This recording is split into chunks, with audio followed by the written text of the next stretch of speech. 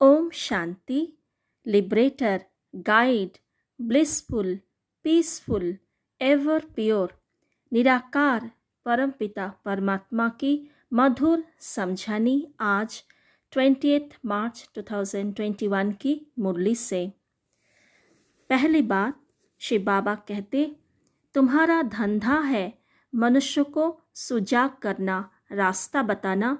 जितना तुम देही अभिमानी बनकर बाप का परिचय सुनाएंगे उतना कल्याण होगा।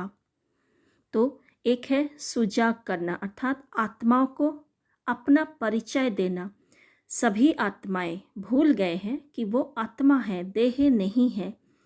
अपने आप को देह समझते आए हैं और आत्मा कहाँ से आई है, उनको नेक्स्ट जन्म में कहाँ जाना है, जब शरीर छोड़ते हैं तो उनका गति क्या होते हैं, कौन सा कर्म सुकर्म है, कौन सा कर्म विकर्म है, आत्मा में इतना कष्ट, इतना लेप चेप कैसे पड़ा है, ये सारी बातें हम समझा सकते हैं और औरों को जगा सकते हैं। आत्मा का ज्योति हम ही जगाएंगे, क्योंकि शिव बाबा हमारा ज्योति जगाए हैं, तो हम भी औरों को जगा सकते हैं। उसके लिए पहली कंडीशन है स्वयं को सोल कॉन्शियस होना, सोल कॉन्शियस होकर औरों को समझाना, तभी तीर लगेगा, तभी और जो आत्माएं हैं वो समझेगी।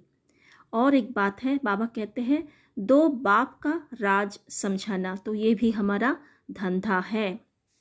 तो दूसरी बात बाबा कहते तुम्हें क्या करना है और क्या नहीं करना है। क्या करना है, बच्चों को पढ़ाई पढ़नी है, स्वर्ग का मालिक बनना है और सबको बहुत प्यार से समझाना है, क्योंकि शिव बाबा हम बच्चों को मीठे बच्चे कहकर समझाते हैं और इसीलिए हमें भी औरों को इस तरीके से प्यार से समझाना है और बाबा का परिचय देना है, सबका कल्याण करना है, फरमान वरदार वफादार बनना है, सपूत बच्चा बनना है। सपूत बच्चा माना जो बाबा का श्रीमत है, पूरे दिन की दिनचर्या में अपना चलना उठना खाना पीना बैठना सब कुछ बाबा की मत अनुसार करना है, तभी हम सपूत बन पाएंगे। और क्या हमें नहीं करना है, बाबा कहते देह अभिमान में नहीं आना है। देह अभिमान आया तो विकार आते हैं। देह अभिमान का निशानी क्या है, लड़ना झगड़ना, नवाबी से चलना, थोड़ी चीज़ में अहंकार करना, फैशनेबल चीज़ देखी तो दिल होता है पहनने की, ख्याल चलता रहते हैं। अर्थात हमें ना लड़ना झगड़ना है, ना औरों को ऑर्डर करना है, ना कोई फैशनेबल बनकर रहना है, कोई भी शौक नहीं रखना है, बहुत साधारण होकर चलना है। कभी भी लून पानी नहीं होना है, अहंकार में नहीं आना है। लून पानी मतलब नाराज होना, कोई कुछ कह दिया एकदम फीलिंग में आ जाना, रूठना रूसना, ये सब रोना बिगड़ना, कोई भी बात में झट बिगड़ना, ये भी नहीं करना है। तो ये सारी बाबा की आज की मुरली से श्रीमत है। दूसरी बात आज की मुरली से, बाबा आज जयंती, शिव जयंती, गीता जयंती, कृष्ण जयंती और फिर आगे राम जयंती, ये 4 जयंती के बारे में समझा रहे हैं। बाबा कहते पहले कौन सी जयंती है। श्री बाबा का महिमा में कहते हैं कि ज्ञान का सागर नॉलेजफुल है। तो ये ज्ञान किसने दिया, शिव बाबा ने दिया है ना। और ये ज्ञान कौन सा है, शरीर निर्वाह की पढ़ाई का ज्ञान नहीं है, ये ज्ञान है पूरे मनुष्य सृष्टि का, सृष्टि चक्र कैसे फिरता है उसका ज्ञान है। और इसीलिए उनकी महिमा भी बिल्कुल न्यारी है। और जब बाबा इस धरा पर आते हैं, शिव बाबा जब इस धरा पर आते हैं, तब ही गीता ज्ञान अर्थात परमात्मा महावाक्य सुनाते हैं, जिसको हम कहते हैं गीता जयंती। तो शिव बाबा का अवतरण अर्थात शिव जयंती और साथ साथ ही गीता जयंती। फिर शिव बाबा का ज्ञान ब्रह्मा तन द्वारा चलता है, तो ब्रह्मा की आत्मा उस ज्ञान को एक्यूरेट धारण कर पुरुषार्थ कर बनते हैं श्री कृष्ण। तो उसके बाद होता है श्री कृष्ण की जयंती। तो बाबा कहते हैं दुनिया में श्री कृष्ण की बड़ी गायन है, महिमा है, बड़ी धूमधाम से पालन करता है, लेकिन शिव ने क्या किया ये कोई भी नहीं जानते। शिव की चरित्र, शिव की बायोग्राफी कुछ भी नहीं जानते। तीसरी पॉइंट आज के मुरली से बाबा आकर स्वयं अपना बायोग्राफी, अपना परिचय, अपना महिमा बताते हैं। बाबा कहते मैं ब्रह्मा के बूढ़े तन में आता हूँ जो अपने जन्मों को नहीं जानते और उसी तन द्वारा ही ब्राह्मण रचता हूँ। क्योंकि मेरा एक परिचय और भी है कि मैं हेवनली गॉड फादर हूँ, ये भी बाबा का ही गायन है। तो सृष्टि की रचयिता, कौन सी सृष्टि? हेवन, स्वर्ग, ये पुरानी नर्क वाला सृष्टि नहीं, हेवन की रचना करने वाला। तो जैसे बायोग्राफी में समझाया जाता है अपना नाम, रूप, कहाँ रहते हैं, रहने का स्थान, क्या ऑक्यूपेशन है, क्या कर्तव्य है, ये सब बातें बायोग्राफी में समझाया जाते हैं, चरित्र भी। तो बाबा कहते ये किसी को नहीं पता, जैसे सभी अज्ञान नींद में सोए पड़े हैं।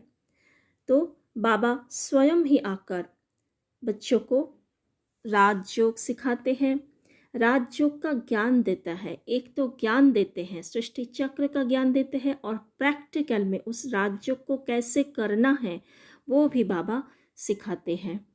सिर्फ ज्ञान देकर नहीं छोड़ते हैं, पल पल हमें गाइड भी करते हैं, और सभी आत्माओं का वो गाइड है। क्योंकि शरीर का गाइड शरीर होता है, आत्माओं का गाइड आत्मा कहाँ जाएगी, उसकी जन्म कैसा होगा, वो सारी गाइड बाबा करते हैं। इसीलिए बाबा का टाइटल भी है गाइड। और वो सुप्रीम आत्मा है, बिंदी है। जैसे आत्मा बिंदी है, परमात्मा भी बिंदी है।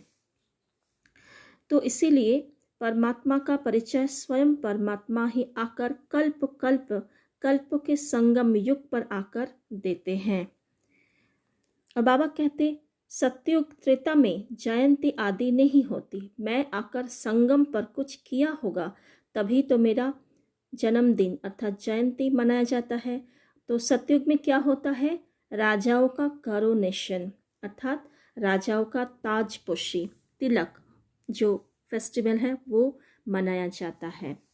फोर्थ पॉइंट आज के मूल्य से बाबा कहते श्री कृष्ण और शिव दोनों में क्या अंतर है।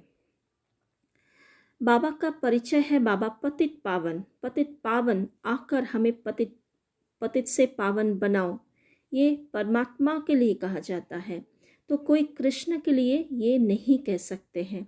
तो बाबा ही आकर पावन होने की युक्ति बताते हैं। और युक्ति क्या है? तुम मुझे याद करो और देह के सारे संबंध भूलो, छोड़ो। तो कृष्ण जो स्वयं देहधारी है वो तो ये बात नहीं कह सकते, क्योंकि कृष्ण का जन्म होता है माँ के गर्भ से, पालना लेते हैं, माँ बाप की पढ़ाई पढ़ते हैं। तो बाबा जिसका कभी भी जन्म नहीं होता है, अवतरण होता है। तो बाबा ही रूहानी नॉलेज सुनाते हैं रूहानी बच्चों के प्रति। कृष्ण को कोई रूहानी बाप नहीं कह सकते, क्योंकि कृष्ण रूह तो है लेकिन शरीरधारी भी है, लेकिन परमात्मा शरीरधारी नहीं है। तो यही है कृष्ण और शिव बाबा में अंतर। फिफ्थ पॉइंट आज के मूल्य से बाबा कहते आत्मा जैसे स्टार है और छोटी सी आत्मा में सारे पाठ 84 जन्मों का पाठ एक्यूरेट भरा हुआ है, और 84 जन्म आत्मा ही एक्यूरेट भोगती है, सुख भी एक्यूरेट भोगेगी। यही है कुदरत। बाप भी आत्मा है, परमात्मा उनमें सारी नॉलेज भरी हुई है। मतलब ये आश्चर्य की बात है कि इतनी छोटी आत्मा में कैसे सारे जन्मों का राज भरा हुआ है, वो भी अविनाशी पाठ। तो इसी को बाबा कुदरत कहते हैं। सिक्स्थ पॉइंट बाबा कहते गरीब और साहूकार इन दोनों में सबसे भाग्यशाली कौन है? गरीब है, क्योंकि गरीब बहुत भक्ति भाव से पूजा भी करते हैं, श्रद्धा भाव बहुत अपने अंदर बहुत श्रद्धा भाव होते हैं, और जो भी दान पुण्य करते हैं बहुत भावना से करते हैं। इसीलिए गरीबों का साक्षात्कार होते हैं, गरीब को ही साक्षात्कार होते हैं। लेकिन जो साहूकार होते हैं उनको अपने धन का नशा रहता है और इसीलिए पाप भी ज़्यादा करते हैं, तो इसीलिए वो परमात्मा की महावाक्य समझ नहीं पाते। गरीब झट समझ पाते हैं, अपने आप को कुर्बान भी कर देते हैं, तो इसीलिए गरीब को ज़्यादा भाग्य मिल जाते हैं। और बाबा कहते थोड़ी भी दान करते, बहुत प्यार से करते हैं, इसलिए बहुत मिल जाता है। तो यही है गरीब और साहूकार के भाग्य में अंतर हो जाता है। 7 पॉइंट बाबा कहते भारत कैसे गरीब हुआ। जो भारत, बाबा जब भारत को इतना धनवान बनाया, राजयोग सिखाकर आत्माओं को सर्वगुण संपन्न, सर्व प्राप्ति संपन्न बनाया, स्थूल सुख सुविधाओं से भरपूर था एक समय भारत, वो भारत कैसे गरीब हो गया। तो बाबा कहते त्रेता के अंत में जैसे अर्थक्वेक अर्थात भूकंप आदि होते हैं, तो सारे जो महल है सत्युगी दुनिया का, जो इतने सारे धन दौलत महल आदि सब चले जाते हैं, फिर भारत गरीब हो जाते हैं और रावण राज्य होने से हाहाकार हो जाते हैं। 8 पॉइंट आज के मूल्य से बाबा कहते कि जैसे क्राइस्ट बुद्ध आदि आकर अपने धर्म स्थापन करते हैं, तो सतो प्रधान आत्मा परम धाम से उन धर्म स्थापकों के शरीर में प्रवेश कर अपने धर्म को स्थापन करते हैं, फिर वही आत्मा पुनर्जन्म में आते हैं। लेकिन शिव बाबा भी ब्रह्मा के तन में आते हैं, प्रवेश करते हैं और आदि सनातन देवी देवता धर्म की स्थापना करते हैं, लेकिन शिव बाबा कभी भी जन्म मरण में नहीं आते। तो बाकी जो धर्म स्थापक धर्म पिताएं हैं वो अपने धर्म की पालना के लिए बार बार जन्म लेते हैं, लेकिन शिव बाबा एक ही बार संगम युग पर, कल्प के अंत में संगम युग पर आकर धर्म स्थापन करके फिर चले जाते हैं। तो यही है बाकी धर्म पिताओं में और शिव बाबा में अंतर। 9 पॉइंट बाबा सत्युग के बारे में आज इंटरेस्टिंग बात बता रहे हैं। जैसे सत्युग में मनुष्य की आयु बड़ी होती है, मतलब 150 वर्ष होती है, वैसे मकान की भी आयु बड़ी होती है। सोने के मकान बहुत बड़े बड़े बनते हैं और बहुत मजबूत भी होते हैं। 10 पॉइंट आज के मूल्य से जो धारणा की बातें हैं। देह अभिमान में आकर किसी भी प्रकार का फैशन नहीं करना है। 2 जास्ती शौक नहीं रखने हैं। 3 बहुत बहुत साधारण होकर चलना है। 4 आपस में बहुत बहुत रूहानी स्नेह से चलना है, कभी भी लून पानी नहीं होना है। 5 पॉइंट बाबा का सपूत बच्चा बनना है। 6 पॉइंट अहंकार में कभी नहीं आना है। आज का वरदान समर्पणता द्वारा बुद्धि को स्वच्छ बनाने वाले सर्व खजानों से संपन्न भव। समर्पणता द्वारा बुद्धि को स्वच्छ बनाने वाले सर्व खजानों से संपन्न भव। स्लोगन एक बाप दूसरा न कोई, इस विधि द्वारा सदा वृद्धि को प्राप्त करते रहो। ओम शांति।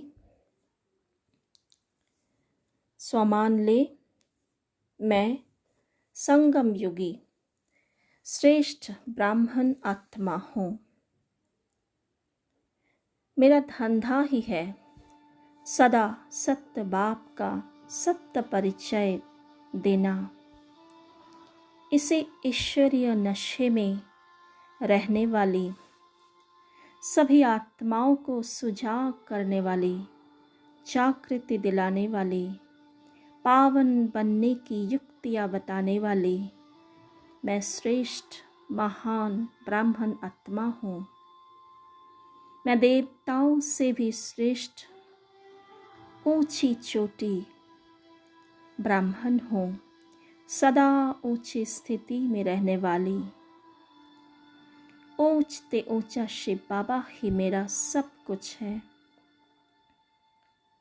उनके साथ ही मेरा अविनाशी संबंध है। सदा मैं उनके स्नेह की छत्र छाया में रहने वाली, इसीलिए मेरा जीवन में कोई भी समस्या विघ्न आती भी है तो बाबा का वरदानी हाथ सदा मेरा साथ है। फील करें, बाप दादा सामने आ गए हैं और बाप दादा की कितनी हल्की लाइट का हाथ अपने मस्तक के ऊपर फील करें और उन हाथों से शक्तिशाली किरणें मेरे स्थूल शरीर में पड़ रहे हैं।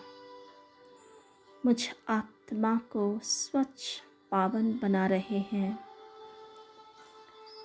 मेरा दिल को साफ स्वच्छ, बुद्धि को प्योर बना रहे हैं। मैं बाबा को कहती, मेरा बाबा, मेरा प्यारा बाप दादा, आपके आगे मेरा सब कुछ समर्पण। जैसा आप कहोगे, जैसा आप चलाओगे, जहाँ खिलाओ बिठाओगे, जो खिलाओगे मुझे मंजूर है। मैं अपनी मन मत, अपनी बुद्धि नहीं चलाऊंगी। बाबा खुश होते हैं। अपनी प्यार भरी दृष्टि से बाबा कहते हैं, बच्चे दिव्य बुद्धिवान भव। अपने शुद्र बुद्धि को समर्पण करते हुए मैं आत्मा फील करती हूँ। इस देह और देह की दुनिया से सारे मोह, सारे आकर्षण, सारे देह भान मिट रहा है। एकदम हल्का फरिश्ता लाइट माइट संपन्न बन गई हूँ और बाबा के साथ उड़कर चलती हूँ। फील करते जाएं अपने फरिश्ता स्थिति को, फरिश्ता स्वरूप को। ओम शांति।